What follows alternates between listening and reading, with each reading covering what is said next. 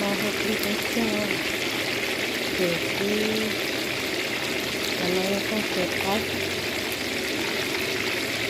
tàu vốn lọ nó có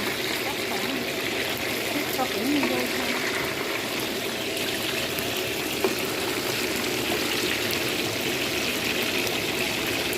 hả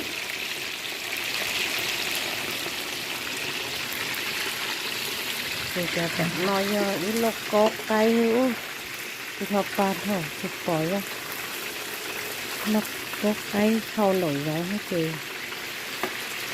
giờ lòn nát nha một khi tới chiều nó nhóm mình chặt tê là nó cầu có cây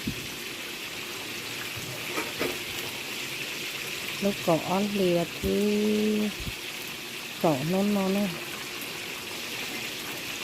cái hộp cho nó rong quá tay rồi dạ đừng đánh đá coi chị nó xèo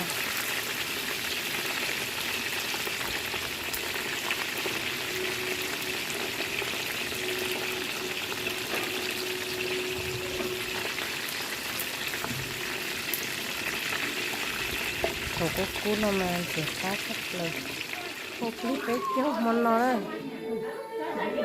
nói như tao phu thì tao này của con nhóm đá thì lúc tôi vào rồi thì nó thì phải lo chế thì có những cái nhà non này So do I pass that?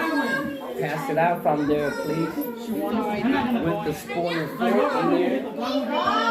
No, I can't hit the black one. If I hit the black one, it goes in. I'm gonna lose. So I just wait. Yes.